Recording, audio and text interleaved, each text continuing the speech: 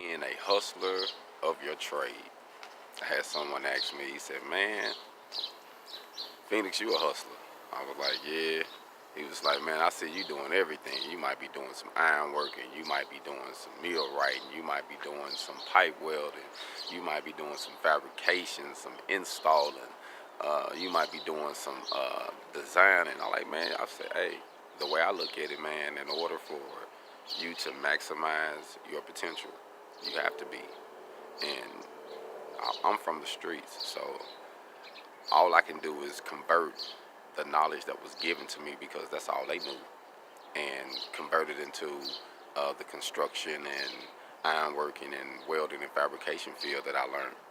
So I think like I think like I'm from the streets, but I work like I'm in business. Like I get it. I get it. There is a separation, but as far as like grinding hard, I think like every day I'm broke, so I gotta grind even harder. I don't care if I had 100,000 in the bank, I'm still broke.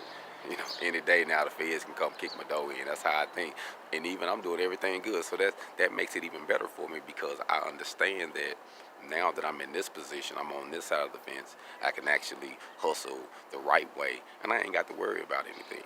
But I look at everything like a hustle because it is. You have to network yourself. You have to promote yourself. You have to figure it out because if you want handouts, believe me this, if you're going to take handouts, there's going to be some BS behind it all the time. Someone is always going to take advantage of you.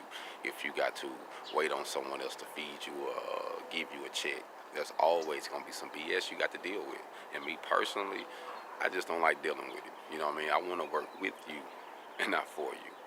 All gone.